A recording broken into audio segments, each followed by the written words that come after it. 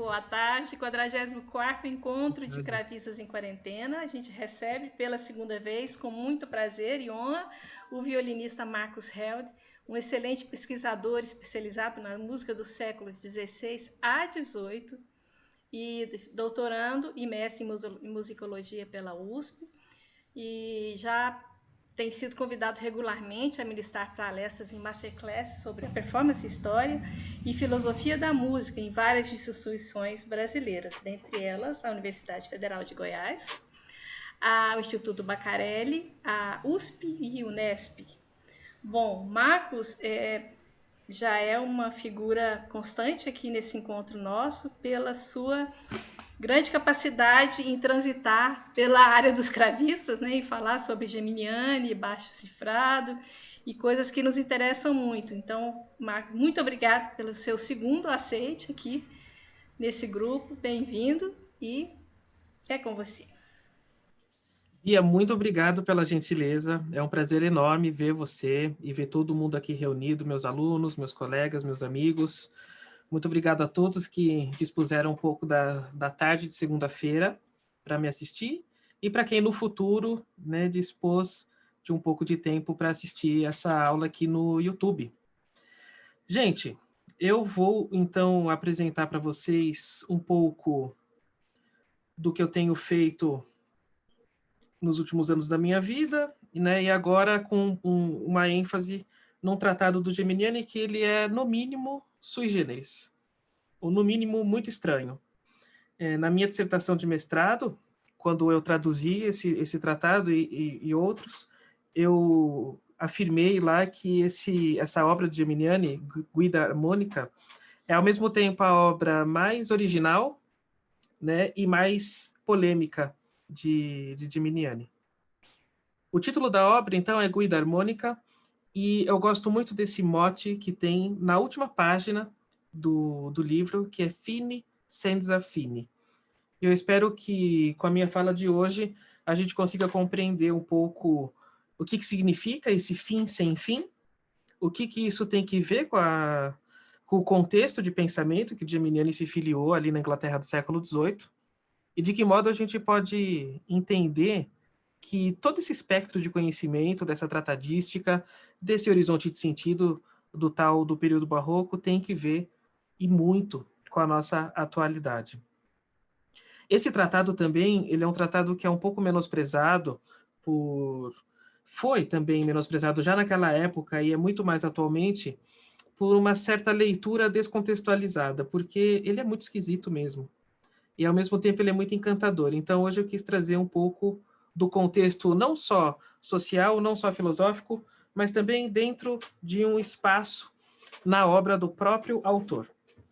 Antes disso, para quem está acostumado a assistir as palestras que eu dou, já estão cansados de ouvir de uma pessoa chamada Cesare Ripa. Cesare Ripa, então, foi um pensador do Renascimento que publicou em 1593 a Iconologia, ou os Emblemas Morais, e que foi uma obra, assim como o Cortesão, do Castiglione, foi uma obra que foi traduzida para diversos idiomas e que viajou continente europeu afora e até chegar na Inglaterra. A iconologia ela é uma coleção, então, de emblemas que é muito útil aos filósofos, aos poetas, aos pintores e a todos aqueles que amam a engenhosidade, né? E no emblema do artifício, eu acho que ele representa bastante esse feito do Geminiani nessa guida harmônica. A imagem não está com uma resolução muito boa. Essa é de uma edição do ano de 1709, uma edição publicada lá em Londres e que provavelmente Geminiani teve acesso a ela, já que era uma obra extremamente comum e rotineira ali naquele cenário editorial londrino.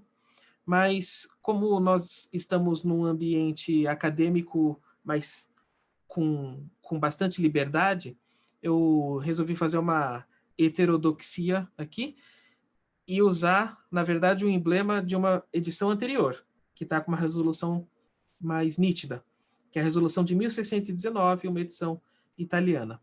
A imagem é bem semelhante e tem os mesmos aspectos. O texto ainda vou manter da edição britânica. Olha só.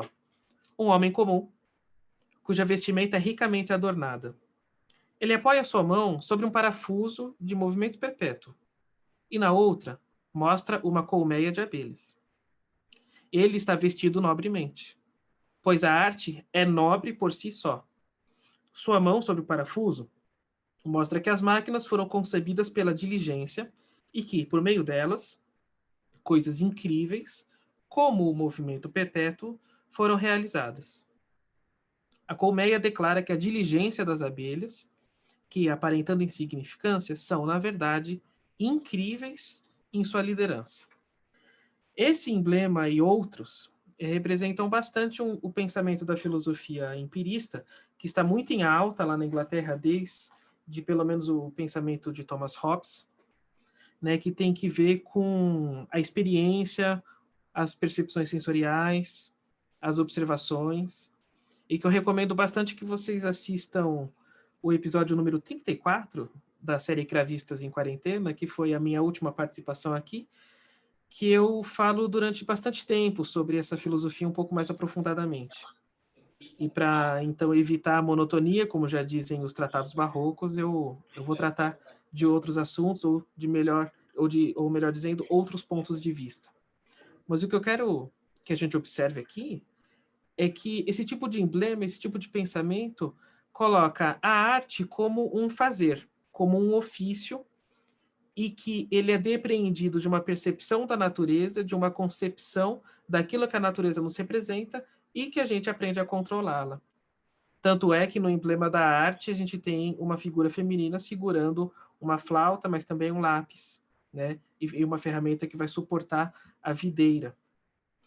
A abelha, então, ela está sempre relacionada em suas representatividades como o trabalho, como a eficiência, e que é um movimento perpétuo que acontece na natureza em si mesma e que nós podemos trazer para a nossa realidade e construir aqui uma máquina que, de acordo com o Ripa, ele performa, né? Ele usa inclusive o verbo to perform, ele realiza o trabalho do movimento perpétuo que nós aprendemos com a nossa observação.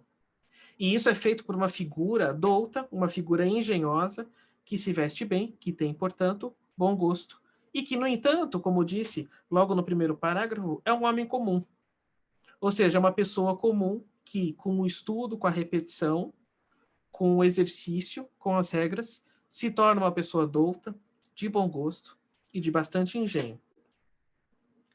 E eu acho que o Geminiani pode se encaixar muito bem nesse tipo de pensamento. Ele nasceu em 1687, morreu em 1762, viveu bastante tempo. Ele foi aluno de Arcangelo Corelli, em Roma. Em 1714, ele se muda para Londres, e a partir de então, ele transita entre Londres, Dublin, Paris e Haia, mas estabelece-se de uma maneira mais definitiva na capital britânica, de fato. As outras são apenas breves temporadas. Como eu mostrei na palestra passada, ele está bastante inserido no ideal do empirismo britânico, que preza pela observação, a experiência, o exercício, a prática, que tem que ver com a busca pelo ideal de beleza e que nos resultará em deleite. Também lembrando da palestra passada, eu trouxe esse moto do George Berkeley, né, um filósofo empirista contemporâneo de Geminiani, que ele escreve que esse est percipi, ser é ser percebido. Ao longo da nossa leitura da Guida Harmônica, a gente vai lidar um pouco com esse aspecto de que algo é, de fato, ele existe de fato quando a gente o percebe. O que é um pensamento bastante diferente do pensamento de Descartes. O penso, logo existo, é que percebo, logo existe. E tudo isso para a construção do bom gosto, que foi uma preocupação de Geminiani ao longo de toda a sua tratadística. Na primeira página das edições de 1756 dessa Guida Harmônica, a gente encontra essa belíssima gravura aqui, que a gente tem Apolo representado na parte superior da gravura, segurando a harpa, né, com o seu corpo bonito, esbelto. A gente tem as musas e a gente tem o busto de Geminiani nas mãos dessas musas. E percebam, então, que essa figura idealizada de Geminiani, essa representatividade quase que celestial, embora mitológica, né, dentro do pensamento grego, o que, na verdade, faz parte muito integralmente do pensamento de todo o século XVIII, de todo o pensamento barroco, pelo menos, ele está aí muito bem posicionado diante das musas e diante de Apolo. E percebam que na parte do fundo dessa gravura a gente tem as figuras mitológicas que nos levam a afetos distintos daquele do Apolo, que seria o Márcias, metade homem, metade animal, e que toca a flauta. Márcias ou Pan, dependendo da leitura que nós fazemos dessa imagem, dessa mitologia. Percebam também, então, que as musas estão próximas de um livro de música, um violino e um instrumento que provavelmente é um violoncelo, que está bem em cima do cavalete do violino, né? Um lugar muito bom para você apoiar o seu instrumento 3 vezes maior do que o violino. Então, a gente tem aqui uma representação muito importante desse compositor dentro de uma obra que é muito pouco falada atualmente. Geminiani está sendo colocado aqui diante das musas e diante de Apolo, distante das figuras assim mais vulgares da mitologia, e a gente tem um pensamento ou uma ideia um pouco controversa dessa guida harmônica. Então, que fique aqui essa provocação que talvez a gente consiga desmistificar um pouco aqui ao longo dessa fala. Bom, vamos posicionar, então, as obras de Geminiani dentro desse contexto britânico. O Geminiani chegou lá na Inglaterra em 1714, vai publicar seu primeiro livro de sonatas em 1716 e vai fazer uma carreira bastante extensa como violinista, como professor de violino, como professor de música em geral, como vendedor de quadros e como empresário, porque ele também vai abrir uma sala de concerto lá na Irlanda, lá em Dublin. No fim da sua carreira, a partir do ano de 1748, depois da publicação do seu Opus 7, dos seus Concerti Grossi Opus 7, que reúnem bastante os gostos, tanto italianos quanto franceses, unidos a uma característica britânica, ele vai dar início a uma publicação longeva de tratados musicais, que terão o intento não só de instruir musicalmente as pessoas, seus leitores, mas que destinará principalmente a pessoas que comprarão esse tratado que não fazem parte de um ambiente de corte, né? Fazem parte, então, a músicos profissionais de fora da corte ou músicos amadores de um certo grau de sofisticação musical.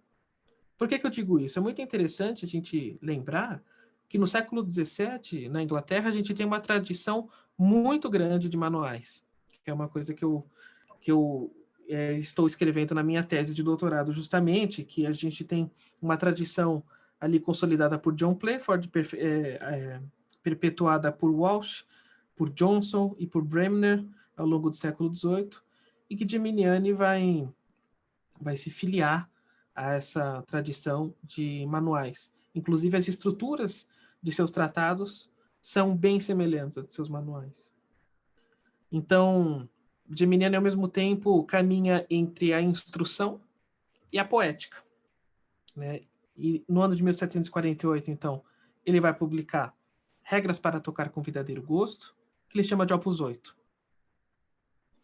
No ano seguinte, 1749, um tratado sobre o bom gosto na arte da música. Não tem número de opus, e alguns pesquisadores, e eu inclusive, consideram então que o tratado sobre o bom gosto na arte da música é uma segunda parte das regras. E que o tratado de violino, o Opus 9, de 1751, formam uma certa tríplice numa publicação, uma tríplice de publicações importantes desse autor, porque a gente tem repetições de tabelas e de exercícios no Tratado sobre o Bom Gosto e o Tratado de Violino. A gente tem uma certa confluência argumentativa nesses 3 tratados. Digamos que eles falam muito mais sobre gosto do que os outros. embora os outros também falem sobre esses ideais da prática, do exercício e do bom gosto em si. Em 1754, ele vai publicar a primeira versão francesa do Tratado do Acompanhamento, ou Tratado de Baixo Contínuo, que eu comentei no episódio 34 da série. Só que na Inglaterra, no ano de 1756, ele publica a primeira parte e, em 57, a segunda parte. Percebam que ele vai do Opus 9 para o Opus 11. E, no mesmo ano de 1756, ele vai publicar a Guida Harmônica com o Opus 10. Interessante, é claro que a data de publicação não é um fator decisivamente de coincidência de produção de uma obra, só que é no mínimo curioso a gente ter uma obra Opus 10 depois do Opus 11. Bom, uma coisa semelhante aconteceu com o Opus 2 e com o Opus 3 dele. Ele também publicou o Opus 3 antes do Opus 2, né, que são concertos grossos. Isso por uma questão de fila de publicações ou de facilidades de assinatura. Conseguiu mais assinaturas no Opus 3 e depois no Opus 2 demorou um pouco mais, aí publicou depois. Só que a história editorial da Guida Harmônica representa também o porquê que essa obra foi tão desmerecida na historiografia dos séculos 19 e 20. Pois bem, então, em 56, a Guida Harmônica, e em 1758, depois de várias críticas, ele decide escrever um suplemento à Guida Harmônica que a gente vai utilizar hoje. No mesmo ano de 58, ele vai publicar uma série chamada a Miscelânea Harmônica, são 2 números. Interessante que essa inscrição aqui, very scarce, é muito interessante, não é dele, não é da época dele, é uma escrita posterior. Só que very scarce pode significar que essa obra é muito rara ou que essa obra é muito fraca. Né? Tem uma ambiguidade semântica aqui nessa inscrição. Talvez um dia eu fale, então, sobre a Miscelânea Harmônica, que ela é uma obra pequena, mas também bastante valiosa. E a sua última obra é a Arte de Tocar Guitarra ou Sistre, tratado que vai lidar com a prática da guitarra inglesa. É a sua última publicação tratadística, mas não é a sua última publicação musical. Ele ainda teria as pièces de clavecin para serem publicadas ainda nesse ano, e a parte 2 no ano que ele faleceu. Pois bem, esse é o contexto de obras tratadísticas dele. Em todas, sem exceção, ele comenta sobre o gosto, mais ou menos extensivamente, e comenta também sobre como adquiri-lo, ou como aperfeiçoá-lo, ou como refiná-lo. Maravilha. Agora a gente vai viajar um pouco na historiografia desse tratado. Então, o meu objetivo de hoje é ser menos filosófico e mais historiador, assim, mais historiográfico, porque às vezes é interessante a gente entender a dificuldade que o compositor ou a dificuldade que o autor teve em publicar uma obra, e isso às vezes quer dizer bastante sobre a dificuldade dessa obra e o seu valor intrínseco à arte à qual ele está se dedicando. A primeira tentativa de publicação do Geminiani da Guida Harmônica é de 1740. Pelo menos é o registro mais antigo de que se tem notícia de uma tentativa editorial da Guida Harmônica. Algo que só veio a ser concretizado em 56.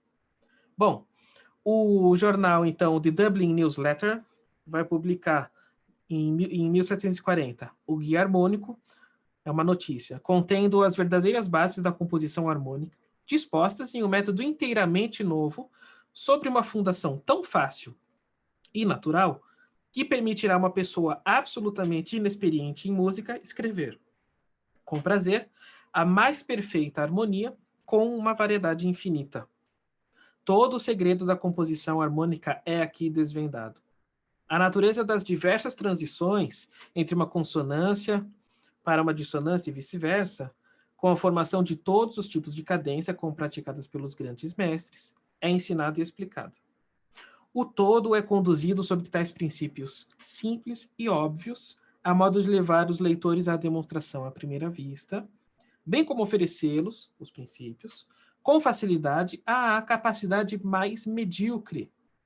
Assinaturas retiradas ao Bacon's Coffee House, na Essex Street, pelo Sr. Francis Geminiani e pelo Sr. Mainwaring, na Corellis Head, em College Green.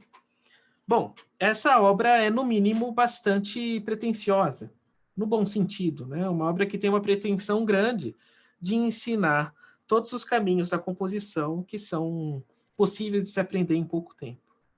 De novo, a gente, então, está lidando com uma obra que tem um intento de atender a um público mais leigo, menos instruído musicalmente, e que você poderá ter acesso a informações musicais. Algo, por exemplo, que me faz lembrar de Playford, quando ele gasta apenas meia página do tamanho A4, né, ou seja, uma folha A5, para explicar como é que se toca violino e depois dar uma série de exercícios. Geminiani está seguindo essa tradição. Ele tem justamente esse objetivo de seguir a linha editorial e a tradição editorial britânica, que é algo que existe já há mais de um século dali. Pois bem, a questão é que a assinatura estava um pouco cara. Então, ele não conseguiu, a princípio, o número de assinaturas necessárias. Mas o Geminiani estava em boas mãos ali em Dublin, né? Nesse momento ele estava lá na Irlanda, ele chega na Irlanda em 1733 pela primeira vez e fica lá um tempo e depois retorna. Vejam, a gente tem aqui a citação do Thomas Bacon, que é o dono do Bacon's Coffee House e é um editor bastante influente lá em Dublin do século XVIII. E a gente tem o William Mainwaring, que ele é o dono dessa loja de artigos musicais Corellis Head, lá em College Green, e também é o editor. Então, o Geminiani estava ali em contato com, digamos, o principal centro editorial irlandês naquele momento. Mas, como eu comentei, por não conseguir o número necessário de assinatura, a publicação teve que ser adiada. A publicação ela será cara mesmo, de fato. É uma coisa que um crítico muito ferrenho à obra de Geminiani, que é o William Hayes, vai escrever nos anos 50 do século XVIII, que a obra tinha um preço exorbitante, mas a gente vai conseguir entender o porquê desse preço exorbitante. Pois bem, no ano seguinte, ou melhor dizendo, no final de 1740, é sabido que o Geminiani saiu de Dublin e foi para Paris. A gente não sabe se ele passou em Londres nesse meio tempo. Só que uma coisa que a gente pode hipotetizar é que ele levou uma cópia da Guida Harmônica para a França e que ele levou uma versão traduzida para o francês e muito provavelmente de sua própria autoria. É muito importante a gente ter em mente esses 2 anos, 1741 e principalmente 1742, porque são datas que vão aparecer na obra de Geminiani e que muitas vezes é passada desapercebida quando a gente está no nosso anseio de ir lá entender a partitura e entender a música que está por trás do frontispício. Olha, no dia 1º de abril, o jornal Mercure de France anuncia a venda de assinaturas de um tratado que é chamado, então, de Guide Harmonique. No mesmo ano, o jornal de Trevaux, ele lança uma crítica longa e positiva e que foi republicada em Londres no mesmo ano, 1741, que está aqui com o título, né, um extrato retirado do Jornal de Savant, que é um sinônimo, né, é um outro nome, como era conhecido o Jornal de Trevaux, sobre um trabalho escrito pelo Geminiani, intitulado The Harmonic Guide. No dia 30 de setembro, só um parênteses, essa publicação ela tem em torno de 30 páginas, explicando a importância da guida harmônica, como é que ela funciona, e o Father Castell, né, o padre Castell, que é um jesuíta, ele escreve sobre essa obra, afirmando que ele teve acesso ao manuscrito antes da publicação, ou seja, é uma crítica feita antes da obra ser publicada. No dia 30 de setembro de 1741, ou seja, no meu aniversário de 280 anos atrás, a gente vai ter um anúncio no mesmo jornal, Mercure de France, um anúncio para a recolhida de assinaturas com a publicação programada para abril do ano seguinte, 42. E essa notícia, ou esse anúncio, aparentemente causou uma certa confusão historiográfica, porque a obra, de fato, não foi publicada no ano seguinte. Só que foi tão veiculada essa informação, de 1742, que Charles Burney e John Hawkins, muito tempo depois, atribuíram a publicação de fato a esse ano, embora ela só tenha sido publicada em 1756. E olha só que interessante, o primeiro tratado de Geminiani é de 1748, que são as regras para tocar com verdadeiro gosto. Depois 49, depois 51 com o de violino. Existe a possibilidade da gente hipotetizar que a Guida Harmônica é, na verdade, o seu primeiro tratado, né? A sua primeira obra tratadística. Né? Então, é uma reflexão que a gente pode fazer de que tipo de esforços que o Geminiani investiu para publicar essa obra que a gente vai ver hoje. Pois bem, já a gente vai ler uma parte do que o padre Castell falou sobre o Geminiani. Provavelmente, esse mesmo autor aqui escreveu a versão francesa de 1741 e que foi publicada no mesmo ano lá em Londres. A gente também tem esse motto aqui muito, muito interessante que a gente vai ver no final da palestra, que diz: Artem ali involvunt multis ambagibus, artem abisque elabore artis Geminiane doces. Depois eu traduzo, para a gente ver o que isso significa. Pois bem, o ano de 1742, portanto, 41 e 42 são anos importantes que circundam essa obra Guida Harmônica, porque aparecem outras fontes, digamos, da marginália, né? Fontes que não estão no foco da Guida Harmônica, mas que a mencionam. A gente tem um desenho de Edmond Bouchardon, e a gente tem depois a gravura de Michel Aubert, e em que, de novo, mostram aqui Apolo. Aí aqui não é o Geminiani, mas é uma pessoa aqui que está estudando música e que está aqui segurando uma obra intitulada Guida Harmônica. E que, no detalhe, tem as tabelas que serão apresentadas no próprio instrumento. Ela está aqui acompanhada de um pergaminho, escrito o nome, então, Bouchardon, que é o desenhista, 1741. Um violino e um cravo. E a gente tem escrito aqui, à mão, para um tratado de música de Geminiani.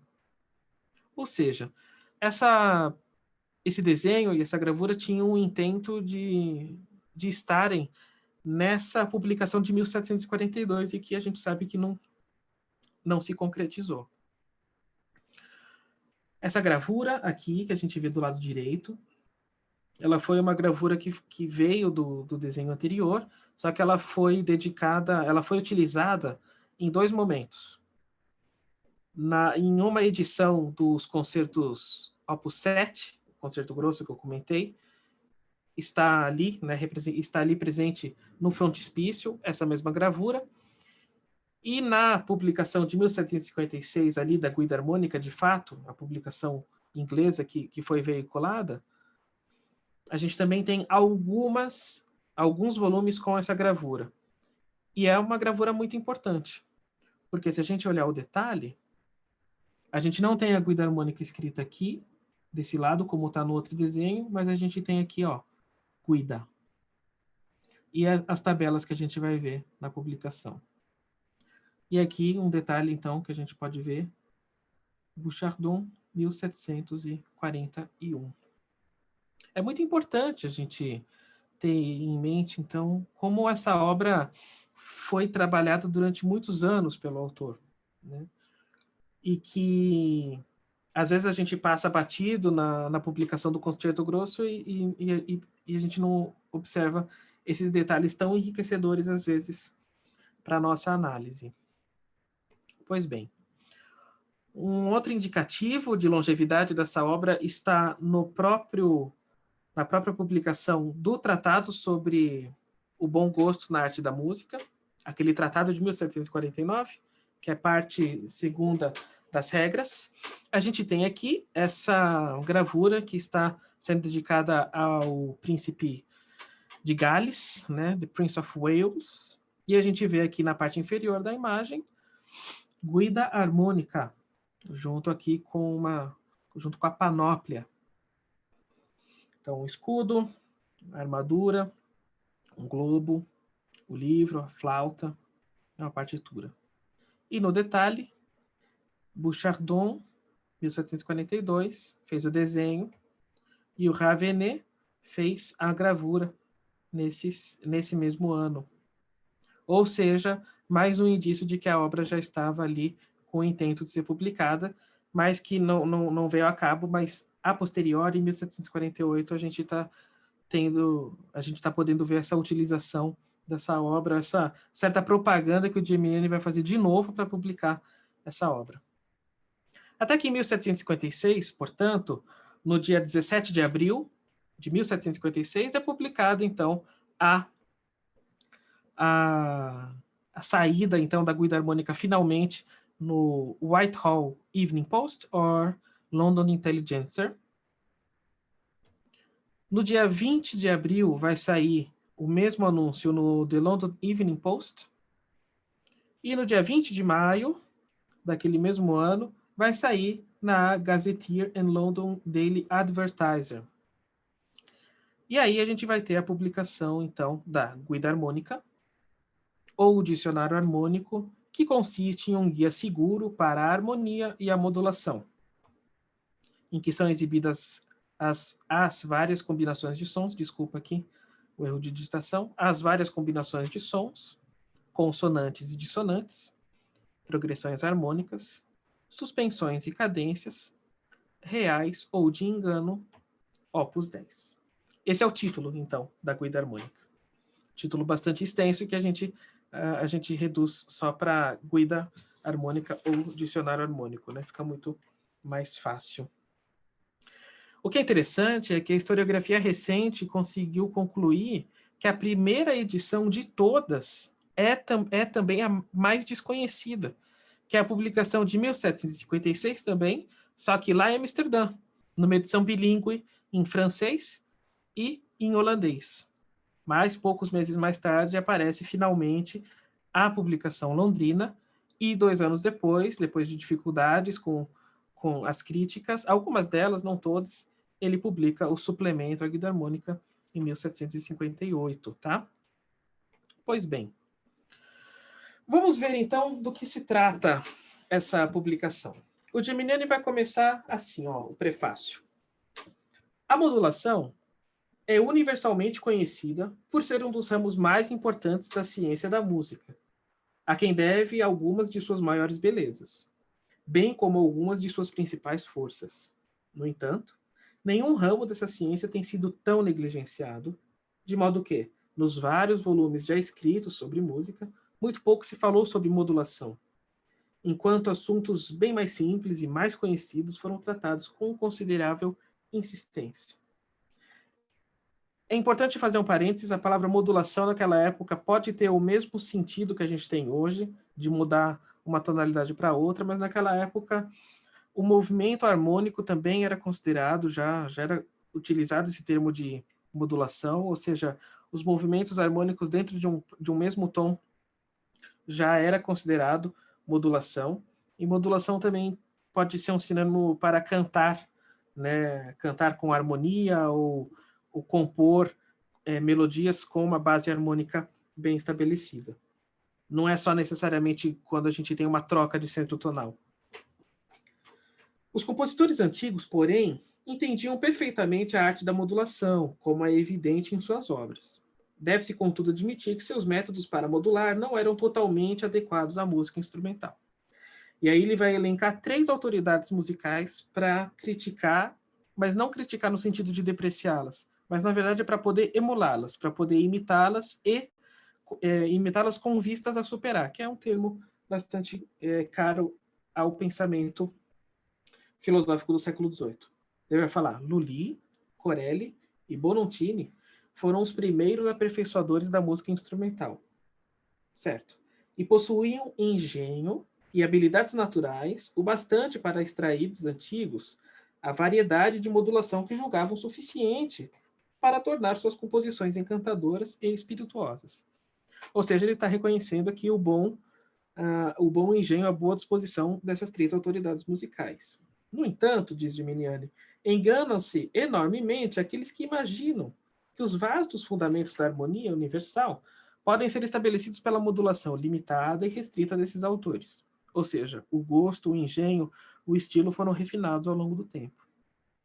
Se eles tivessem introduzido mais da essência da antiga modulação em suas composições, teriam proporcionado a elas maior variedade e, consequentemente, elas teriam se tornado mais aprazíveis. Ou seja, Geminiani se coloca numa posição autoritativa aqui também, após Corelli, do Lee Bonontini. Bonontini é uma grande autoridade para música vocal, né, das óperas. Inclusive, Bonontini esteve por Londres. As regras para a modulação, apreendidas por muitos nesses 40 anos, ou seja, desde que ele chegou em Londres, são extremamente limitadas e deficientes, e por desprezarem a parte mais importante desta ciência, reduziram-na a seus limites mais estreitos, tornando-as extremamente pobres, insípidas e estéreis.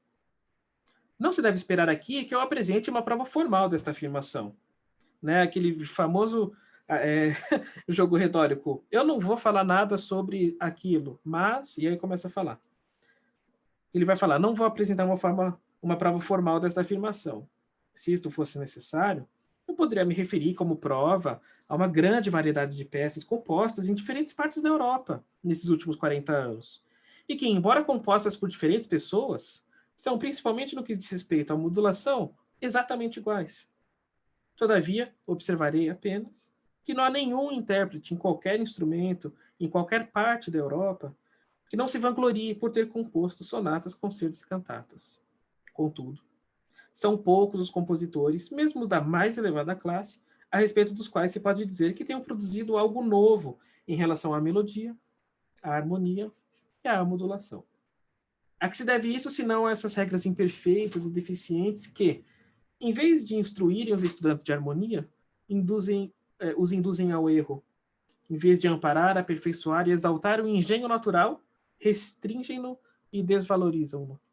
Interessante é que o Geminiani, na arte do acompanhamento, né, nesse tratado de baixo contínuo que eu comentei no episódio 34, ele tece as mesmas críticas de regras estéreis, insípidas, e que não valorizam o engenho natural do discente, né, do aprendiz, e que Geminiani, então, está instruindo de uma maneira verdadeira, potente, eficaz, uma autoestima bastante bem trabalhada.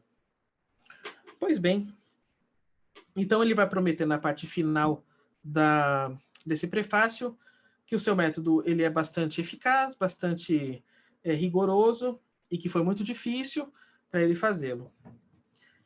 E olha só que interessante. Então, o tratado ele vai se organizar da seguinte maneira: um prefácio, depois uma página de instruções, e em seguida várias páginas com tabelas, né? O que nos leva à tristeza ou a rir de nervoso quando a gente se depara com esse tipo de bibliografia, que é o grande acontecido em relação à leitura dessa obra. É muito comum a gente se deparar com essas tabelas e falar, olha, eu não vou fazer.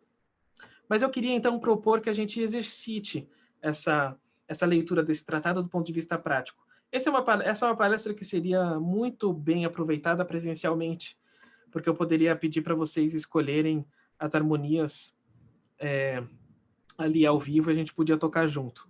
Quem sabe no futuro próximo. Vamos, então, ler o tratado, tá? Instruções para o uso deste livro. Geminiani vai dizer assim, ó.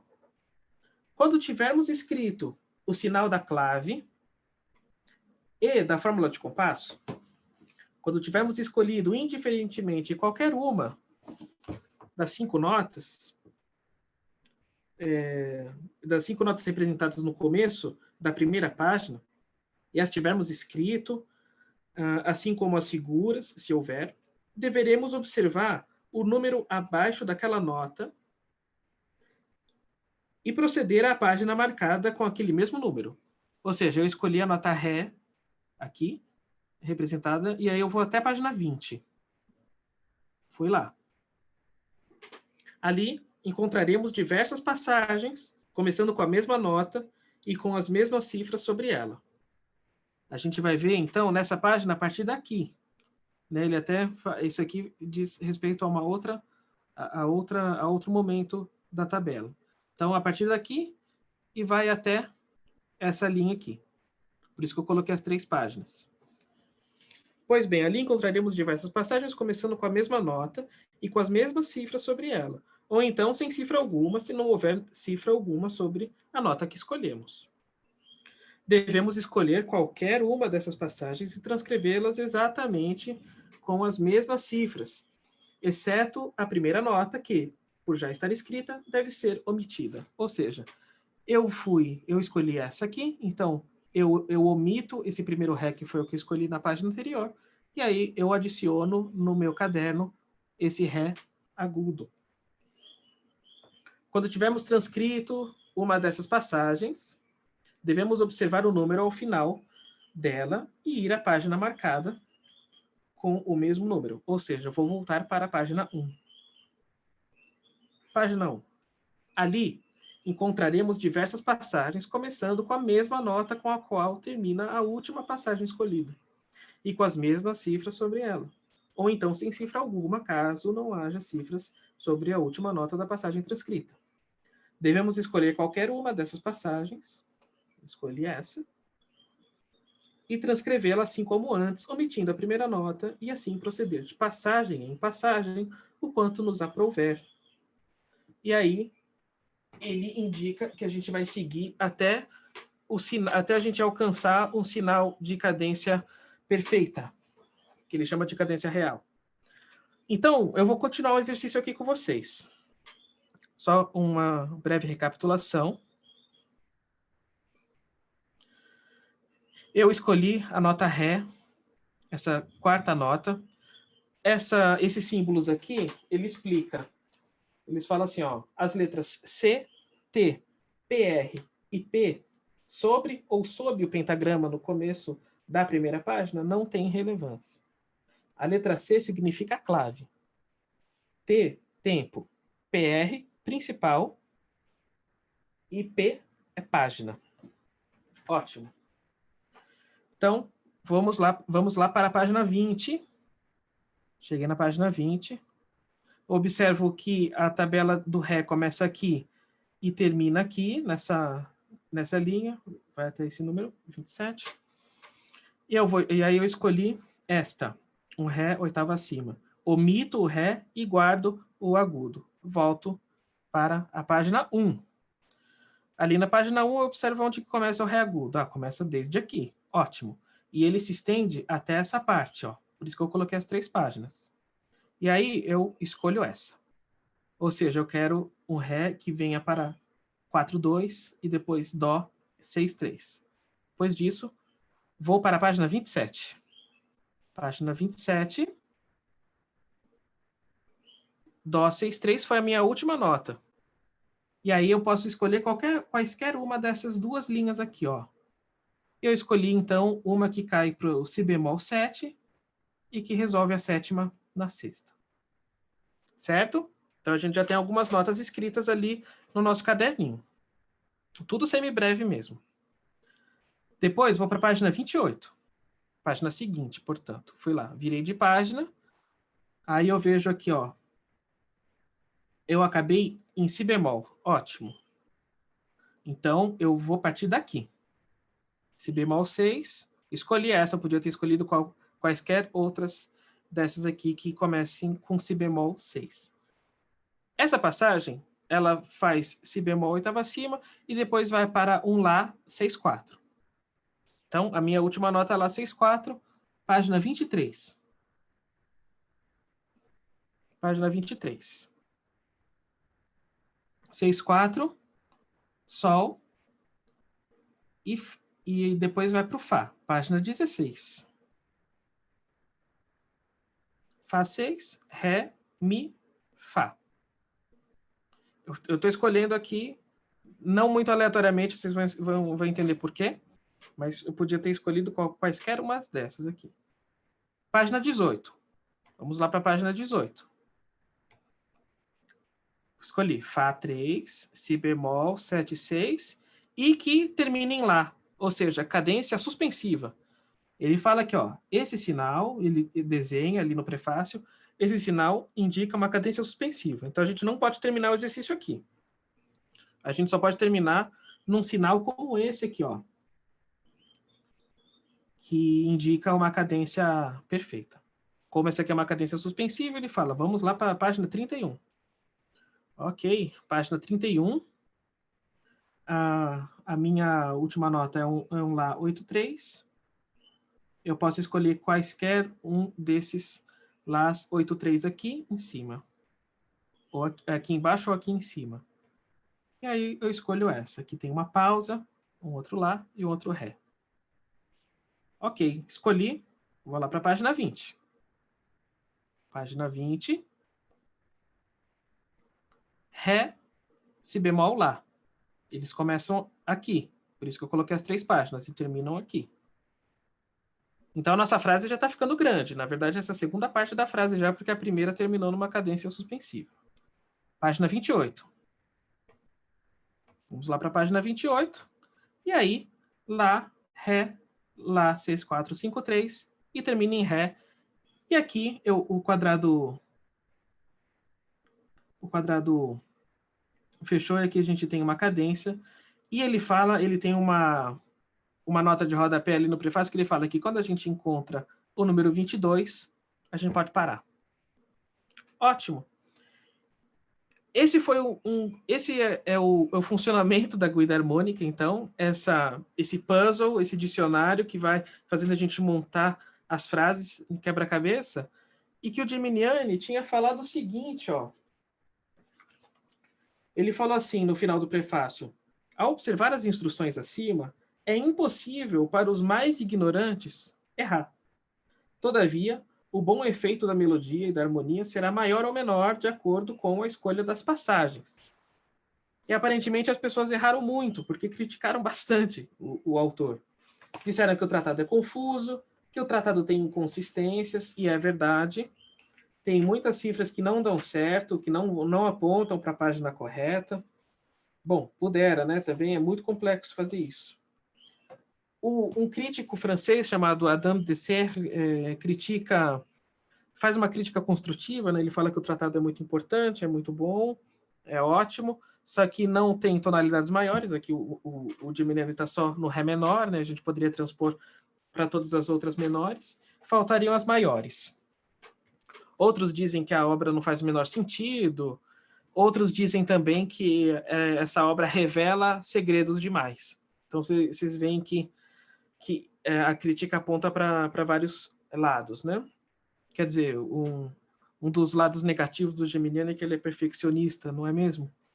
Aí o Geminiani, então, escreve o suplemento da obra lá em 1758, e ele basicamente vai ensinar as pessoas a usar o guida harmônica. Ele vai escrever mais detidamente. Ele começa ali o prefácio. Por ter sido frequentemente dito que minha guida harmônica não foi compreendida por muitos e que tem sido repreendida por alguns como sendo de pouca utilidade, pelo fato de baixo estar ali representado sem as regras para a composição das outras vozes, resolvi explicar meu projeto mais integralmente. Assim como satisfazer os amantes da arte, instruindo-os sobre como usar este trabalho. Reconheço, de fato, que meu livro não ensina toda a arte da composição. Mas ainda assim afirmo que as notas do baixo, às quais foram acrescentadas cifras na guida harmônica, incluem harmonia, modulação e melodia. Certo? Então ele afirma que por trás dessas notas tem harmonia, modulação e melodia. E aí ele vai explicar por quê. Como ficará suficientemente provado nos exemplos seguintes. Neles, os estudantes da arte da composição perceberão com grande clareza que a boa melodia está implícita na boa harmonia e na boa modulação. E que eles não terão nada a perder para a boa harmonia e para a boa modulação, ao se sujeitarem ao esforço de consultar as instruções que acompanham os exemplos abundantes na guida harmônica. aqueles que desejam aperfeiçoar suas noções de harmonia e combinar o conhecimento do tom maior ou tonalidade maior com o do tom menor ou tonalidade menor, como também adquirir ideias corretas sobre o contraste entre as diversas partes da imitação e outros aspectos particulares, encontrarão grande auxílio no primeiro e no segundo livros da arte do acompanhamento. Ou ele escreve A Arte de Acompanhar ao Cravo. Ele muda o título da própria publicação. Publicados anteriormente por mim. Olha só que interessante. Então a gente tem aqui uma prova. A Arte do Acompanhamento, Opus 11, foi de fato publicada antes da Guida Harmônica, Opus 10. Quanto ao movimento que pode ter dado ao baixo, de acordo com a natureza de sua harmonia fundamental, não são oferecidos exemplos neste suplemento, pois muitos podem ser encontrados em meus 2 livros sobre acompanhamento mencionados acima. Bom, Tibiniani então reconhece que a obra não é completa, claro que não, né? E reconhece que tem defeitos e que ele está disposto a melhorar. Mas, no suplemento, ele vai, então, explicar como utilizar. E a melodia que eu construí com vocês, ou melhor dizendo, o baixo fundamental que eu construí com vocês, é o que ele constrói no exemplo 1 da Guida Harmônica. Com algumas alterações. Por exemplo, então, aqui ele muda o Ré para a oitava acima, esse Ré para o 4/2, estava uma oitava abaixo. Esse Lá aqui era uma mínima, aqui ele escreve como semibreve, etc. Explicação dos exemplos. Então, esse é o exemplo 1, letra A. Letra A é um baixo fundamental retirado aleatoriamente da Guida Harmônica. Ótimo. Letra B. A maneira de inserir barras de compasso nesse baixo de acordo com as regras já apresentadas, de acordo com a regra já apresentada nas instruções para o uso do Guida Harmônica. Então, eu poupei vocês disso, né? Mas o Geminiani ele explica o que é uma barra de compasso, explica que a semibreve aqui só cabe em um compasso, só cabe em 2 mínimas em um compasso, etc. Né? Ele explica bastante detalhadamente isso, de certa forma. E aí aqui, então, ele parte dessa escrita que ele pegou ali aleatoriamente da Guida Harmônica, e aí ele separa as barras de compasso, inclui as hastes quando precisa incluir as hastes, e chega nesse resultado. E aí, auditivamente... Desculpa, você estava ouvindo? Acho que eu não compartilhei o áudio. Não, sim, tá. O som tá saindo bom. Ah, tá. Desculpa. Então, ó.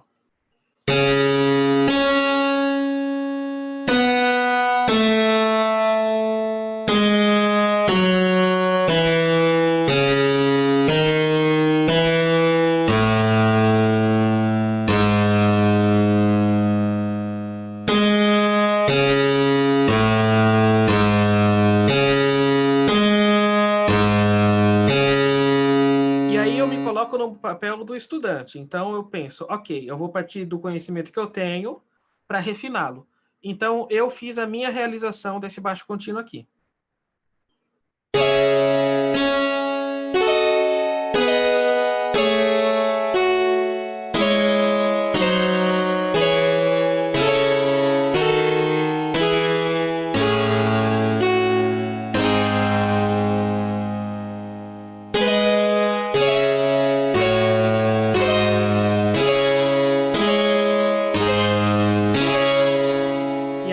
Eu vou acompanhar a obra para ver o que eu poderia ter feito nessa resolução, como que eu poderia ter resolvido de uma outra maneira, e como, na verdade, eu posso compreender as regras do baixo contínuo como, na verdade, regras de composição musical, que é o grande objetivo da Guida Harmônica. A Guida Harmônica, na verdade, é uma obra sobre composição, e não exatamente sobre baixo contínuo. E fica provado, portanto, que quando a gente fala de baixo contínuo, em certa medida também falamos de composição. Ou seja, quando falamos de baixo contínuo, estamos falando da música em si. Aí, letra C, ele vai lá.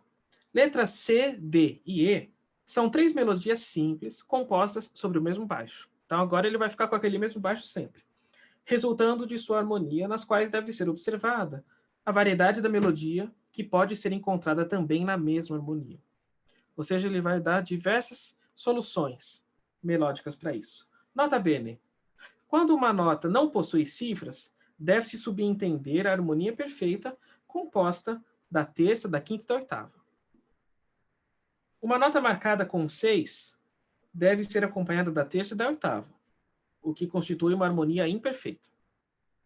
Uma nota marcada com 5, com traço sobre sua haste, portanto 5 cortado, significa que é uma harmonia dissonante e deve ser acompanhada da terça e da sexta. Uma nota marcada com 4 e um 2 deve ser acompanhada da sexta. Uma nota marcada com 7 é uma harmonia dissonante e deve, em princípio, ser acompanhada da terça e da quinta. Essa dissonância de sétima, quando introduzida em uma melodia composta sobre um baixo, deve descender para o grau conjunto, assim como ocorre no terceiro compasso da letra C. O mesmo deve ser observado em relação à quarta e à segunda, que devem sempre ser preparadas por ligadura no baixo. No prefácio da Guida Harmônica, ele fala, inclusive, que essa nota anterior ela tem que ser de igual duração ou maior que a nota ligada, nunca menor. Algo que está condizente com as regras do contraponto. Depois disso, essa parte deve resolver descendentemente para o grau conjunto, ou seja, para a próxima nota inferior. Percebam que ele, às vezes, escreve detalhado demais, né? Talvez com um tom irônico, algumas vezes. Isso será melhor compreendido ao se observar o segundo compasso da letra C, D e F. Deve-se ainda observar, como uma regra geral, que a parte que liga, seja no soprano ou no baixo, deve sempre resolver descendentemente por grau conjunto. Nota bene. Se 4 e 2 forem encontrados sobre o Ré na Guida Harmônica, devem ser acompanhados da sexta menor, como pode ser observado no segundo compasso da letra D. 4 e 6 podem ser acompanhados da oitava e da quarta, caso ela seja justa. Porém, se for natural ou acidentalmente aumentada, em vez de 8, pode-se utilizar a segunda. Nota bene, pode-se dizer que as letras A, B, C, D e E contêm apenas movimento de posição e não de melodia. Essa é a primeira solução que ele dá e que, como vocês já puderam observar na linha superior aqui de C, não é a melhor. Ela não está condizente com exatamente tudo que ele descreveu aqui. Vamos ouvir o resultado?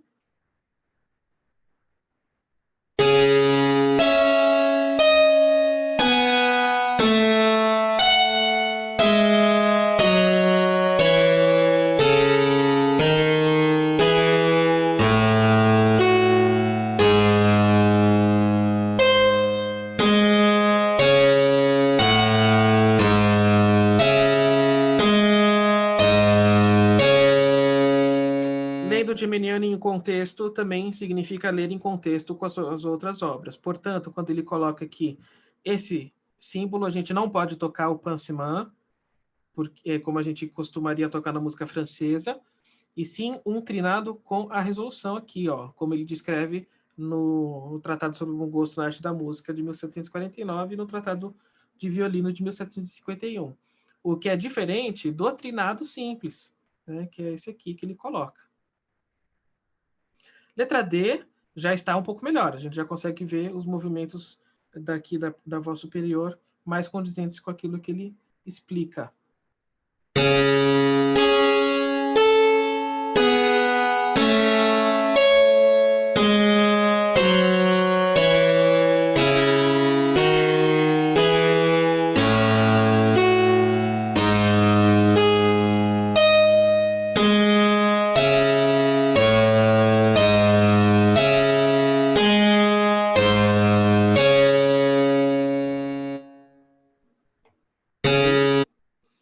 Letra E.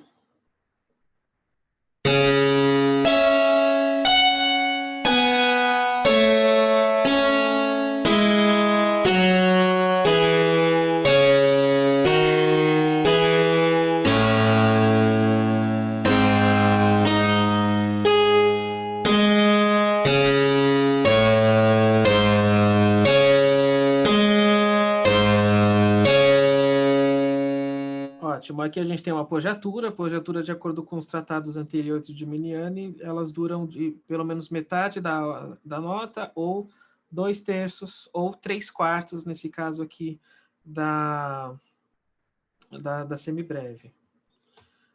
Ótimo, na letra F ele vai explicar assim, ó, trata-se de uma composição de movimento mais vivo. parênteses. Quando ele fala de posição e movimento nessas obras, assim como ele explicou no Tratado do Acompanhamento, ali o Tratado de Baixo Contínuo ao cravo, e também é por isso que eu escolhi representar aqui sonoramente ao cravo e não ao órgão, por exemplo, porque nas obras escritas do Geminiani ele se refere sempre ao cravo, quando fala de baixo contínuo desde o primeiro tratado. Ele difere posição como posição de acordes e movimento como movimento melódico. Aqui, então, ele vai falar de movimento melódico, mais vivo que anterior, pois as mínimas são substituídas por duas semínimas. Obrigado, Geminiani. A semibreve por 4 semínimas ou por 2 semínimas e uma mínima. Ou seja, ou isso ou isso. E cada uma dessas forma intervalos diferentes com baixo a partir da harmonia fundamental.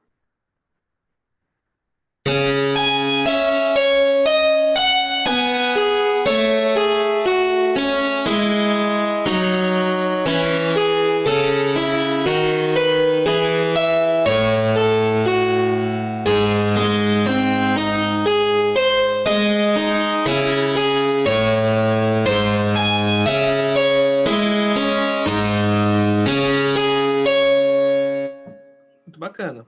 Percebam também que ele coloca, então, a resultante dos intervalos em relação ao baixo aqui na voz superior, o que é uma maneira muito útil de se estudar contraponto. Eu estudei assim, acredito que muitos daqui também, e é uma prática aqui que já está evidenciada como histórica mesmo. Sobre o contexto, então, ó, o exemplo 20 do Tratado de Violino, do Geminiani, nos ajudaria a tocar essa voz superior, por exemplo, no violino. Ele vai dizer aqui, por exemplo, que é bom quando a gente dá para duas mínimas, por exemplo, no adágio, no andante, que é o caso aqui do F, um pouco de mestre de voce, um pouco de direção para essas notas. E que é medíocre quando a gente toca plano, né? Quando a gente toca de igual importância. Para ser mínimas, é bom quando a gente, então, faz uma variação nessa sonoridade, e é ruim quando a gente faz tudo plano. O détaché de hoje, do violino, que seria esse aqui, então é ruim para o barroco, e o bom é o que hoje falam que é ruim lá no moderno. E se eu decidir tocar tudo staccato, ou é ruim ou é bom. Ou ele é ruim ou ele é particularmente bom àquele contexto. Então, a gente já também poderia utilizar o tratado de violino para treinar um instrumento aqui na guida harmônica. Eu, por exemplo, um violinista como leitor dessa obra sobre composição. Letra G. Trata-se de uma composição de movimento ainda mais vivo ou de maior velocidade que a anterior, no qual são introduzidas dissonâncias como notas de passagem por grau conjunto, ascendente ou descendente. Então, dá para ver aqui. Observemos bem o primeiro compasso deste exemplo, que começa com uma consonância de oitava e segue para uma dissonância de sétima. Olha só que interessante o conceito. A sexta também é uma dissonância. Tá? A sexta também é uma dissonância. A quinta, uma consonância. A quarta, uma dissonância. E a terça, uma consonância. Denomino a sexta aqui dissonância, pois a harmonia fundamental é perfeita e não imperfeita. Nesse caso, deve-se observar que duas dissonâncias podem seguir uma outra por grau conjunto. Pois, se uma quinta é introduzida na melodia, onde a harmonia fundamental exigiria uma sexta, deve-se considerá-la uma dissonância. Isso pode ser encontrado frequentemente nesses exemplos. Ou seja, a gente está aqui em Ré maior, e aí ele coloca um Si bemol para algo que ainda seria em Ré, então por isso que esse Si aqui é uma dissonância nesse conceito de Geminiani.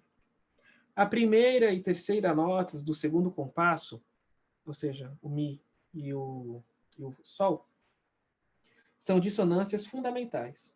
A nota intermediária entre elas deve ser considerada uma dissonância de passagem, que não faz parte da harmonia. O quarto compasso começa com a sexta, uma consonância. A quinta, uma dissonância. Ou seja, agora a sexta é uma consonância aqui para ele, porque faz parte do acorde aqui de Lá menor. E retorna a sexta e passa para uma quarta, uma consonância. Agora a quarta é uma consonância, e não uma dissonância como era no anterior. visto que a sexta e a quarta constituem a harmonia fundamental. Interessante esses conceitos aqui.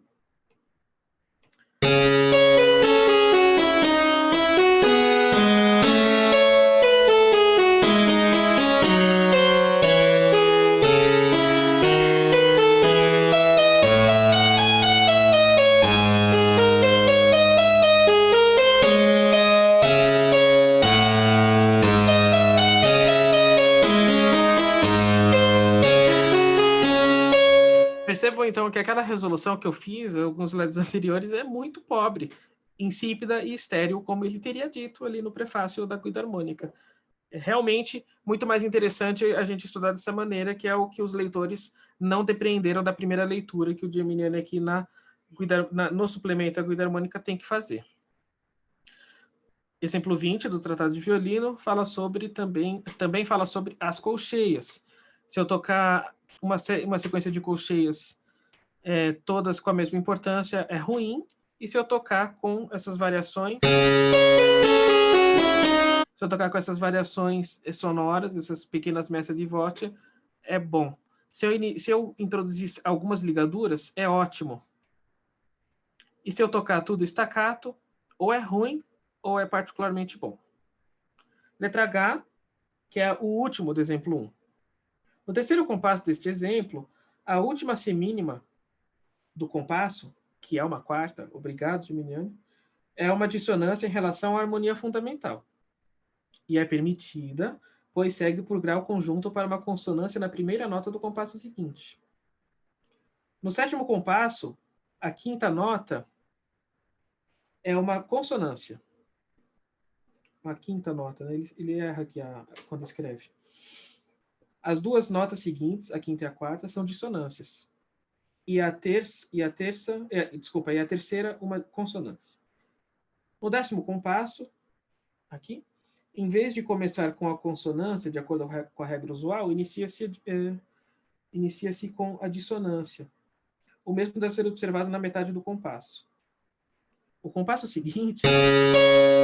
o compasso seguinte, que é o 11º, obrigado, Geminiani, inicia com a sétima, que, nesse lugar, é uma consonância, já que uma sétima menor com uma terça maior é uma harmonia consonante e pode ser utilizada sem suspensão.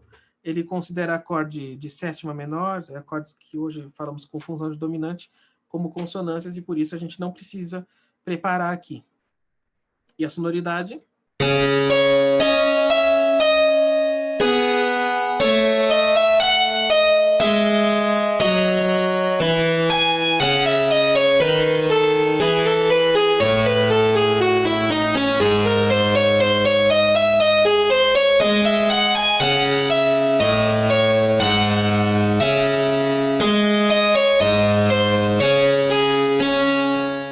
Ornamentos, de acordo com os tratados anteriores dele, são no primeiro tempo. Eu não coloquei aqui porque a gravação fica muito ruim. E aí, a gente finalmente chega ao exemplo 2. Exemplo 2, letra A, ele diz, ainda com o mesmo baixo, né? Percebam.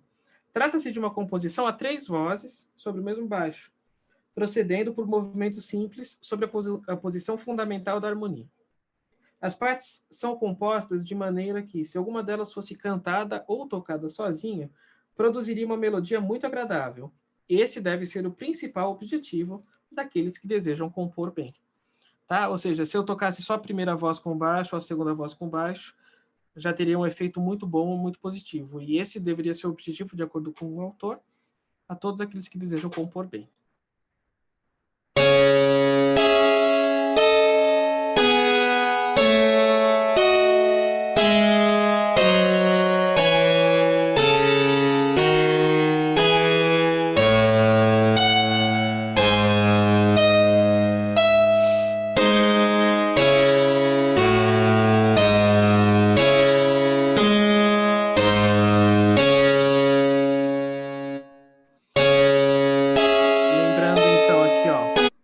O staccato, ele representa aqui com uma apogiatura, mas não precisa ter. O staccato tem o símbolo, que hoje a gente chama de cunha, por exemplo, que significa que a nota tem uma duração menor. Ele representa aqui com a metade do valor, mas não é necessariamente isso. É stricto sensu.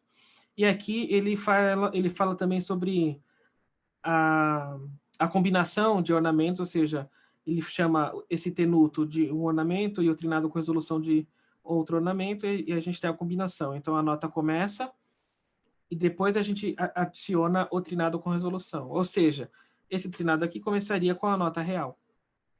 Né? E a gente pode encontrar uma corruptela aqui, que é a inversão disso. Começa com o trinado e termina com a nota mais longa.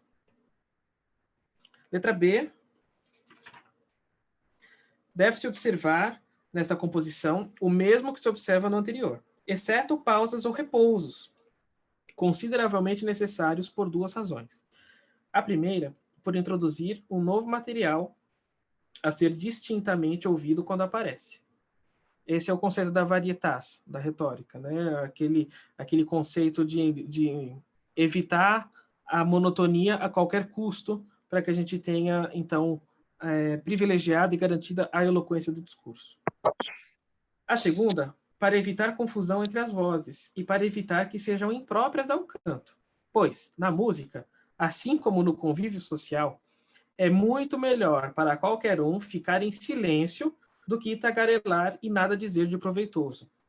Como ser mais atual, né, senhor Giminiani? Vamos ouvir, então, a letra B, com agora a gente sabendo se comportar melhor no convívio social.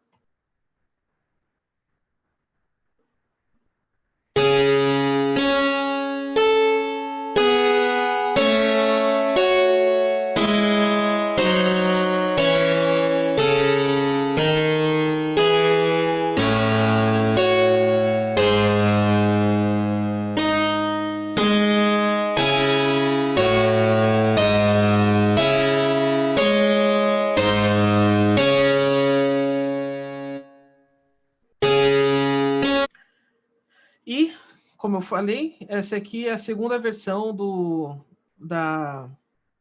dessa união de dois ornamentos, tá? Agora começando com o trinado e terminando com a nota Mi, mas é longo um pouco antes de ir para o Fá. Letra C, está acabando.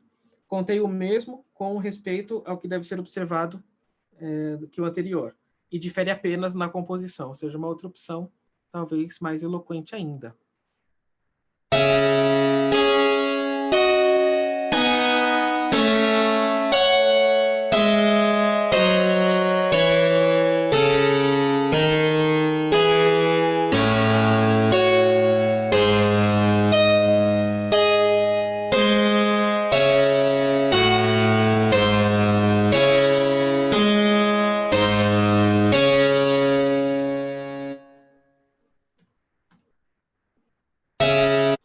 Letra D. O que se observa aqui é que, enquanto a primeira voz procede para o movimento vivo, ou seja, com semínimas, né, fazendo uso de consonâncias e dissonâncias de passagem, a outra inicia-se com material respondendo ao baixo, que chamei anteriormente de movimento de posição. Ou seja, enquanto uma primeira voz tem uma parte mais melódica, a segunda voz tem uma parte mais de acompanhamento.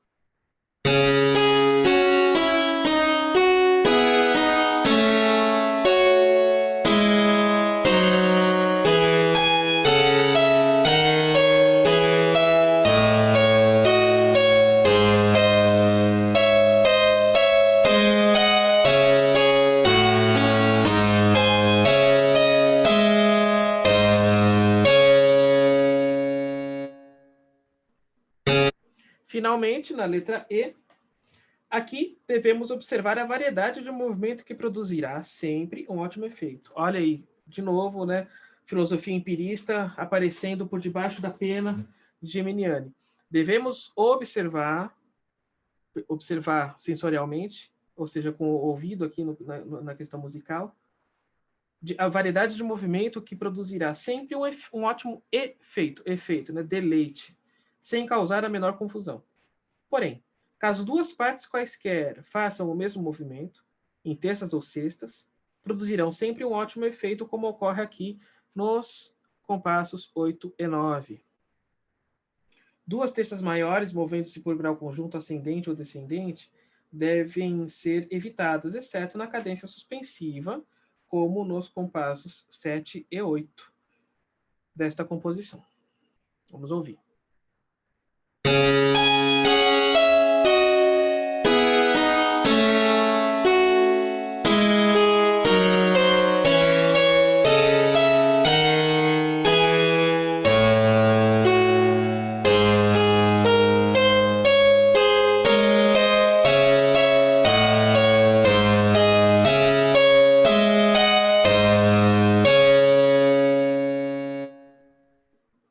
E F. Esta composição é instrumental. E deve-se observar que as notas que saltam em movimento rápido, como neste caso, são deveras impróprias para a voz. Por tal razão, denomino esses tipos de passagens instrumentais. Obrigado, Geminiani.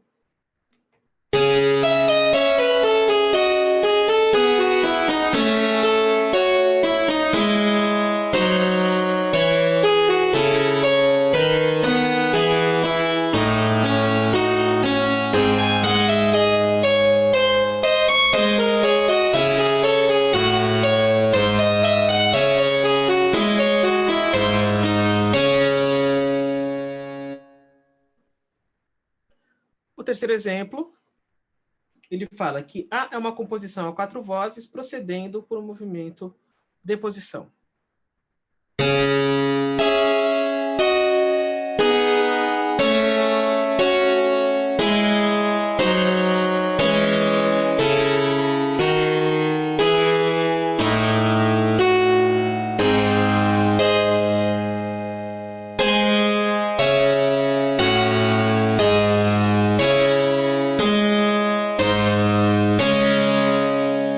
Letra B é um movimento diferente em cada voz, procedendo por imitação.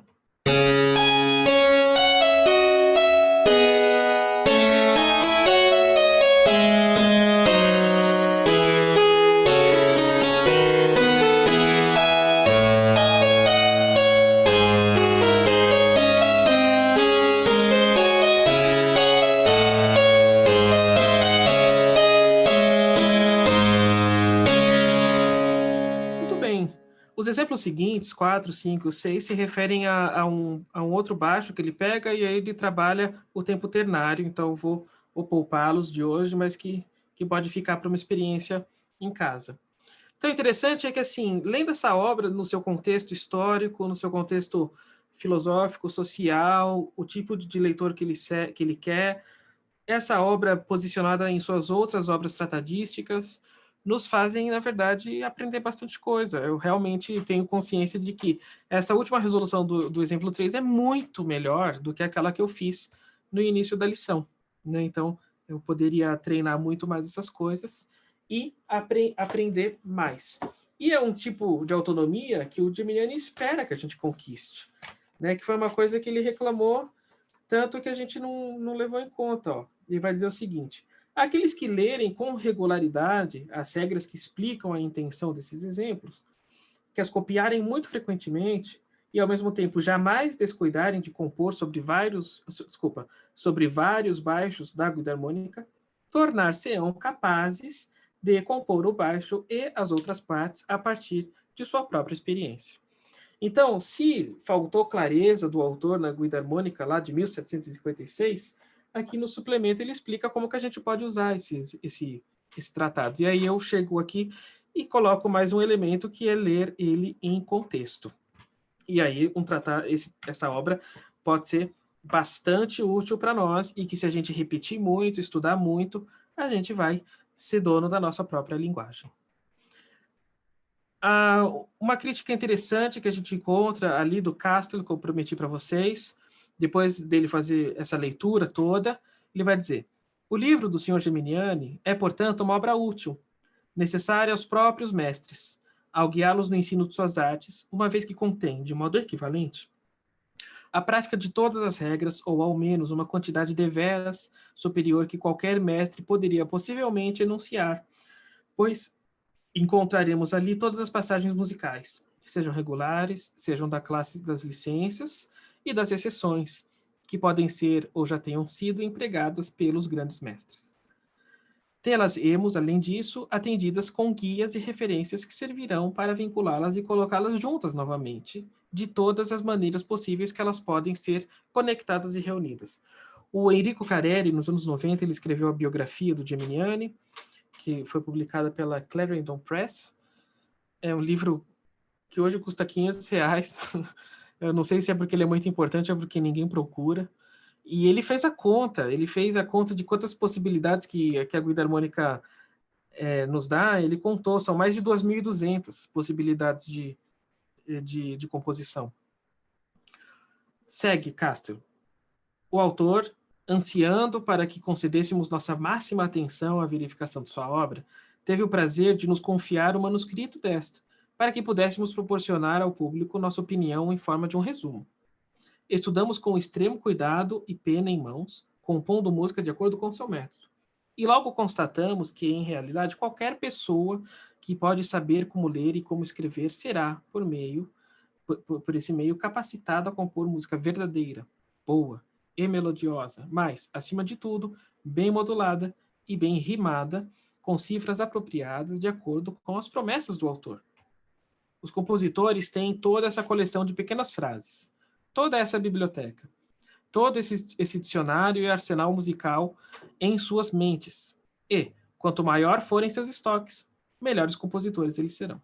Portanto, o livro proposto ao público nada mais é que o repertório completo, que a longa prática, vejam, o artifício, a experiência, que a longa prática tem enraizado no intelecto dos compositores. E assim, tanto o mais novato quanto o mais ignorante em música deverão ter em suas bibliotecas, em seus bolsos, em suas mãos, diante de seus olhos, sempre que os satisfaçam. E também a um custo muito baixo. Bom, isso a gente pode abrir um parênteses. Toda a estrutura desta ciência, bem como todo o domínio da composição. E que os grandes mestres dessa arte têm ou têm tido em suas mentes, de modo que se tornou frequentemente difícil de se encontrar novamente pela ajuda da memória, e que nada, além de grandes despesas e o labor mais obstinado de 20, 30, 40 e até mesmo 50 anos juntos poderiam fazê-lo alcançar. Feliz é a nossa era por ser enriquecida com novas artes e novas ciências todos os dias. Bom, é um fã, né? Um fã do Geminiani. A obra tem seus defeitos, mas de fato ela compreende aqui uma boa introdução para a gente entender como funciona o mecanismo de composições, mecanismos de modulações e de composições melódicas ali do século XVIII, ali de meados do século XVIII, pelo menos na Inglaterra. E realmente a gente pode ficar brincando durante muitos anos sobre como compilar, sobre como fazer isso.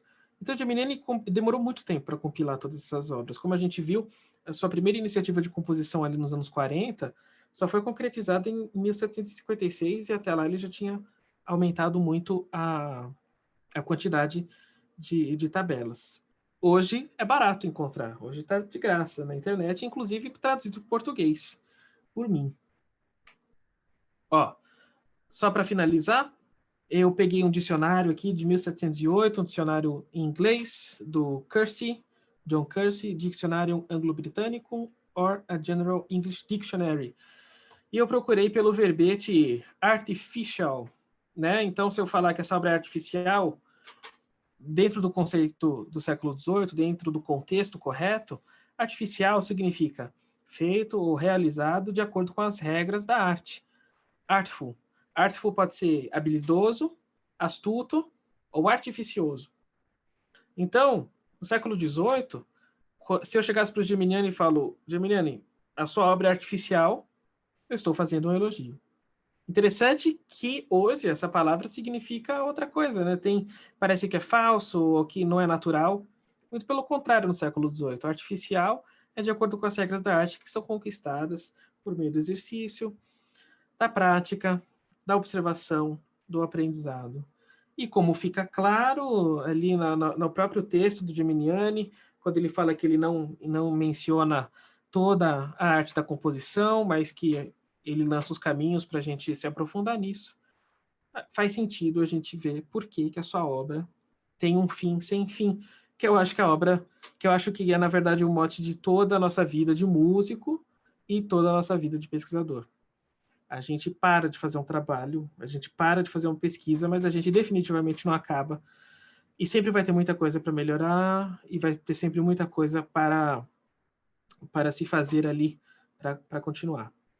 Pois bem, se vocês tiverem interesse em ver esse tratado e todos os outros de Miniani, vocês podem procurar a minha dissertação de mestrado. O DOI está aqui, o Digital Object Identifier, mas se vocês quiserem, é só copiar esse pequeno link aqui, podem tirar um print da tela, anotar no papel, conferir no YouTube depois. E eu espero que vocês tenham gostado de caminhar por essas aventuras da composição de Miniani e toda essa sua obra didascálica. É isso, gente. Muito obrigado.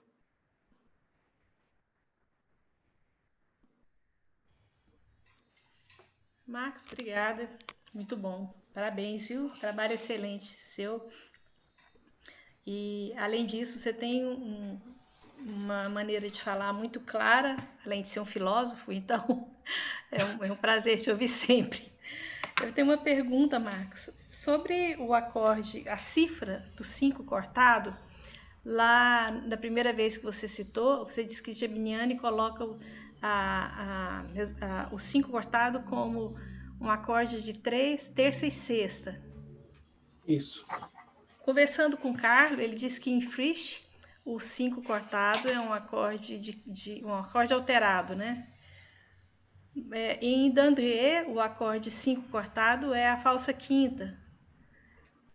No Geminiano ele apareceu algumas vezes 3, terça e sexta, mas algumas vezes apareceu a quinta diminuta. Uhum. Vocês têm algo a acrescentar? Assim, porque lá no início você disse que ele era terça e sexta. Isso está escrito no Geminiani, que ele é terça e sexta. Sim. Nesse contexto aqui da guida harmônica, ele considera o 5 cortado como um acorde 6-5, né? Como um acorde com sétima e no que hoje a gente chama de inversão. Mas no tratado de baixo contínuo dele, ele também mostra a possibilidade do 5 cortado ser um acorde de quinta diminuta. Entendi. Eu entendo que aqui, nesse contexto, ele tenha escolhido aquela cifra que funcione melhor com essa inversão, com essa sexta, e que fique melhor para os seus exercícios de composição aqui depois. Legal, obrigada. Bom, eu achei muito interessante o quebra-cabeça, né? Dá vontade mesmo de brincar disso. Depois eu até vou experimentar. Eu nunca tive o contato com esse tratado de Miniani, mas eu acho que é bem legal da gente trabalhar nesse sentido. Gostei da sua experiência como compositora aí, ao lado de Miniani. Isso mostra o quanto eu não consigo fazer, né? Assim, como compositor, eu sou um excelente violinista. Olha, tem a pergunta aqui do Alexandre, né? O Alexandre fez uma pergunta bem fácil de responder, né, Alexandre? Ó, qual o outro sentido de modulação, além de mudança de tonalidade? E qual a diferença entre método, tratado e manual? Eu vou começar pela última. Olha, esse é um assunto que tem algumas controvérsias, mas a gente pode estabelecer aqui alguns fundamentos para a gente iniciar a nossa reflexão. Eu defendo e eu tenho observado que, mesmo que na primeira metade do século XVIII, quando uma obra é chamada de método, ela não é um método como a gente conhece hoje. A gente pode entender método, ou pelo menos a concepção ou a acepção de método como a gente tem hoje, a partir do Conservatório de Paris, ali de 1795, que a gente vai ter um caminho estabelecido por esse professor, por esse pedagogo, do início da formação até o fim, e a pessoa sai com um diploma que era ali, um diploma que ali está referendado. Marcus Held é um violinista. Beatriz Pavan é cravista. E aí, a gente vai fazer aqueles exercícios, não importa quão talentoso ou quão não talentoso você é. Enfim, em linhas gerais é isso. Tratado. O tratado, mesmo que tenha o nome de método, ele pode ser um tratado quando ele introduz reflexões. Reflexões de ordem filosófica, de ordem, digamos, da experiência, ou do gosto, ou das ornamentações, e quando ele coloca, então, os seus princípios em forma de preceitos, que é o que a gente observou aqui nessa obra do Geminiani, que a gente observou na última palestra, e que a gente observa em vários dos tratados, para citar alguns poucos, Leopold Mozart, o Quantz e o Carl Philipp Emanuel Bach. Eles explicam o que é um acorde de 6/3, o que é um acorde de sétima, um acorde 4/2, mas eles não vão colocar 30 páginas para treinar o 4/2 e treinar o 6/3. O Leopold Mozart escreve com arco para baixo, ele pode ser chamado na Itália de nota buona, e o arco para cima de nota cativa, e nem por isso ele vai colocar 40 páginas de arco para baixo ou para cima, como fez o Cevtic no final do século XIX. Então, no final do século XIX, o Otakar Cevtic ele vai escrever um monte de método para violino, e que, por exemplo, o Opus 2 é só trabalho de arco. E eu já fiz tudo aquilo lá. E são mais de 4.000 variações que ele coloca. Isso não vai acontecer no século XVIII. O Guido Harmônica, de fato, a gente tem lá 2.200 possibilidades, mas isso aqui é mais no sentido da gente encontrar uma variedade no nosso pensar musical, e não para a gente ficar treinando ali durante 4 horas por dia, e aí, assim, se eu estudei só 3 horas e meia hoje, eu não vou ser um bom violinista no futuro. Manual é uma coisa que está muito atrelada ao século XVII, mais comumente ao século XVII do que ao XVIII, mas no XVIII também temos manuais. E que é uma coisa que vai ser bastante comum ali na Inglaterra. É o famoso aprenda violino sem mestre. Inclusive, o Playford ele vai escrever alguns manuais, como, por exemplo, o Apollo's Banquet, o Banquete de Apolo, lá 1680 acho que 1687, ele vai escrever, não, 1669, ele vai escrever deliberadamente: aqueles que moram no campo poderão aprender a tocar violino sem a instrução de um professor. Aí ele coloca, embora a instrução com o professor seja melhor. Mas dá para aprender sim. Então, o manual ele vai pegar assim, o violino fica na mão direita, desculpa, preciso de um manual. O violino fica na mão esquerda, o arco fica na mão direita, o violino faz o arco para baixo e para cima, as cordas são Sol, Ré, Lá e Mi. Primeiro dedo é Lá, segundo dedo Si, Dó, Ré, Mi, Fá, Sol, Lá, Si, Dó, Ré, Mi, Fá, Sol, Lá, Si. Quarto dedo utilizado só no Si. Pronto. Agora a gente tem várias músicas para você treinar. É isso. Se ele quiser ser mais detalhista, ele ainda pode falar que a semibreve comporta 4 semínimas e etc. Né? Veja, por exemplo, a diferença no Tratado de Geminiani, a primeira frase do Tratado de Violino Geminiani. A intenção da música é não apenas agradar aos ouvidos, mas também expressar sentimentos, atingir a imaginação, afetar a mente e comandar as paixões. Segunda frase. A arte de tocar violino consiste em proporcionar ao instrumento um tom que deve, de certo modo, rivalizar com a mais perfeita voz humana e em executar cada peça com exatidão, propriedade e elegância de expressão, de acordo com a verdadeira intenção da música. Então, existe uma diferença de tom entre manual e tratado, e existe uma diferença metodológica de tratado e método. Eu acho que, em linhas gerais, dá para a gente refletir assim. Sobre o outro sentido de modulação, se a gente for procurar em alguns dicionários do século XVIII, inclusive o Rafael Blutot, que eu recomendo que vocês busquem, é um tratado que está na Mindlin, mas que tem o acesso digital, eles vão dizer, por exemplo, que é cantar com harmonia, a palavra modulação. Então, seria você entoar, você executar uma melodia com um acompanhamento harmônico, com uma base harmônica. Esse é um sentido de modulação ali do século XVII e XVIII. Modulação também pode ser a própria movimentação dos acordes, e não necessariamente apenas uma mudança de centro tonal. Mas também significa isso. O Charles Evison ele fala que modulação é tanto o movimento harmônico quanto a mudança de centro tonal. Mas o Charles Evison, que é um aluno de Geminiani, já é um autor um pouco mais tardio. Ufa!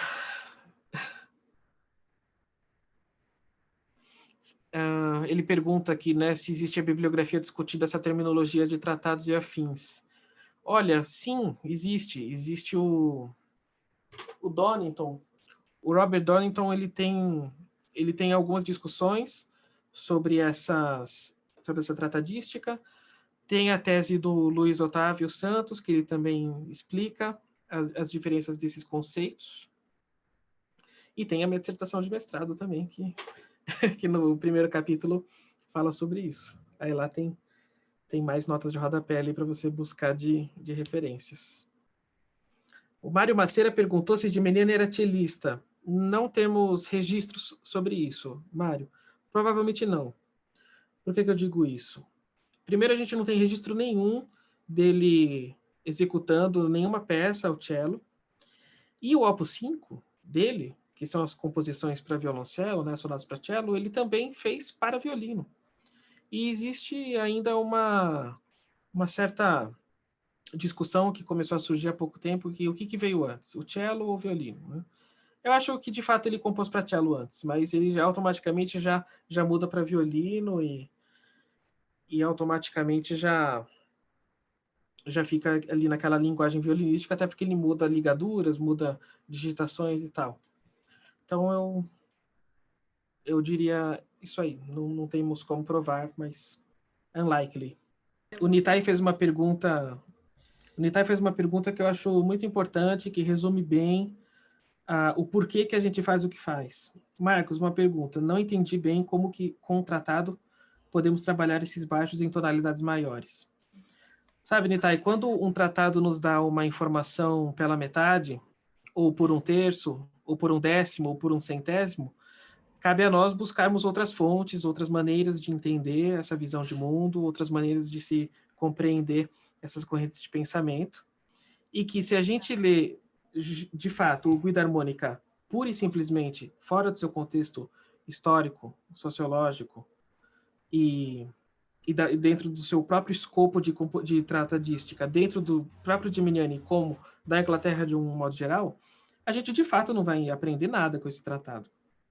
Só que se a gente usa esse tratado da Guida Harmônica acoplado ao tratado do baixo contínuo, da publicação anterior, e se a gente também automaticamente já acopla com as ornamentações dos dois primeiros tratados e com as articulações do terceiro tratado lá de violino, e se a gente também pega o tratado do John Frederick Lampe, ali de 1737, 1740, lá da Inglaterra, que está ali dialogando com o Gimeniani, a gente já consegue ter uma boa articulação entre essas obras, e aí, de fato, a gente pode muito bem depreender diversos ensinamentos lendo as obras em contexto. Então, é muito interessante essa sua pergunta. Muito interessante. Tanto é que meu primeiro contato com o tratado de violino de Gimeniani foi numa época em que eu não sabia que tinha essa história aí de tocar com corda de tripa, nem nada. E foi numa época ali que eu estava devorando as 4.000 variações de arco do CVC, enfim. E aí um dia meu professor lá de violino moderno, por acaso, me mandou um link, ele falou, vê, você que é um cara meio nostálgico, talvez você goste desse estilo aqui de Gimeniani. Aí eu olhei e falei, cara, essa obra é horrível, né? São umas digitações nada a ver, fica aí falando que o violinista tem que se equiparar ao orador. O violino tem a ver com voz, não é mesmo? Pensou o Marcos, adolescente, né? E aí, quer dizer, se eu leio essa obra com esse olhar extremamente anacrônico, para não dizer estúpido, a gente não vai entender nada mesmo do violino, a gente não vai entender as belezas do violino barroco.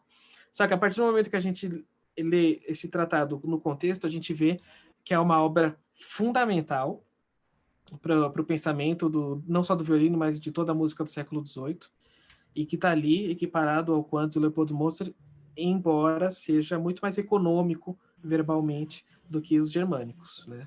Outra coisa, o tratado de flauta, para alguns flautistas, pode ser uma decepção, porque a pessoa paga para 500 páginas e de flauta vai ter 150. Fala, nossa, o que eu vou fazer com essas outras? Vou ter que vender o resto do tratado, né? Porque eu não vou ler sobre violinista, sobre o comportamento de cravista na orquestra, não vou ficar lendo sobre disposição do cravo da orquestra. Olha ali, ele coloca os músicos de costas para o público, coisa ridícula, né?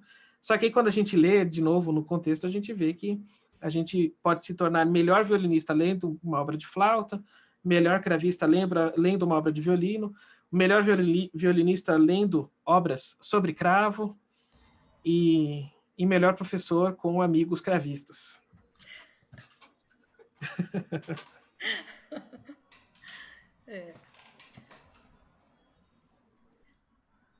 É isso, né? Você concorda? Né? Totalmente, né? A gente não pode não pode se limitar ao seu próprio instrumento, nem a um período só, né? Eu acho que eu já comentei que eu aprendi sobre afinação quando eu tocava viola clássica, né? Quando eu comecei a tocar cravo, eu já tinha uma noção, assim, da coisa que o pianista dificilmente tem, né? De saber afinar o instrumento ou entender o que é uma quinta justa, o que é uma quinta quase justa. Porque se a gente fica preso só no seu próprio instrumento, você fica muito limitado, né? É muito complicado. Eu brinco com os meus alunos de viola, que eu falo, você pode estar dando graças a Deus, né? Porque não tem tratado de viola. Ufa, nossa, não vou ter que ler quase nada, graças a Deus nada, vai ter que ler tudo, igualzinho. Vai ter que ler mais ainda, porque vai ter ainda que experimentar as coisas no violino, para ver como que na viola você vai adaptar, né? Ou então vai ter que aguentar as piadas de violista o resto da vida, né? Não, além disso, né? Além disso, vai ter que fazer isso. Por exemplo, a pessoa toca oboé. Sei lá, eu conheço uns 5, 6 manuais ainda sobre oboé. E não é por isso que não vai ler o Carl Philipp, não é por isso que não vai ler o Geminiani, etc. O caminho é longo aí. Olha, pessoal, eu queria agradecer muito a presença de vocês. Eu fico muito honrado. Obrigado, Edmundo, por ter conseguido entrar depois da estrada. Fico muito feliz com a sua presença aqui. Alexandre, Carlo, minha mãe, Mariana, Heitor, Álvaro, Luan, Helena, Manu, Martin, Nitai, Mário e Bia. Muito obrigado mesmo, viu, pelo convite de novo. Muito, assim, melhor do que ser chamado a primeira vez para contribuir com o trabalho, é ser chamado pela segunda vez. Quer dizer que deu certo, né? Referendou a qualidade, ufa. Primeira vez pode ser um susto, mas a segunda fala, nossa, o cara é bom, vou chamar ele de novo.